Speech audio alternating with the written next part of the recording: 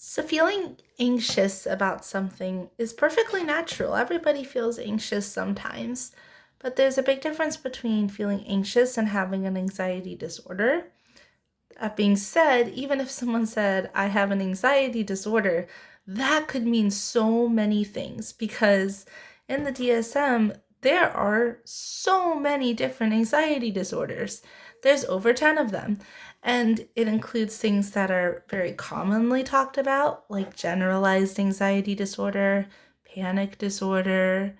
It goes from there into social anxiety disorder. That one's another really common one. But then there's ones that aren't necessarily talked about as much.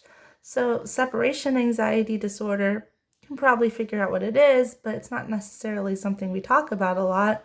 Agoraphobia, selective mutism.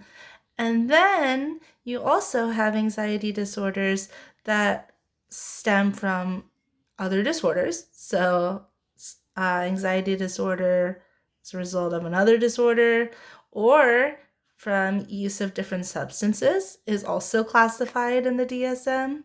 And then, after all of that, there's still otherwise specified anxiety disorders and unspecified anxiety disorders. So the list just goes on and on.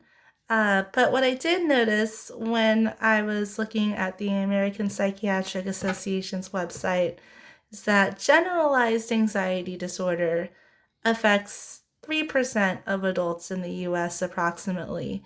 And the one that's over twice as much, 7% of the US adult population, is actually social anxiety disorder, which I don't find too surprising. But the more you know.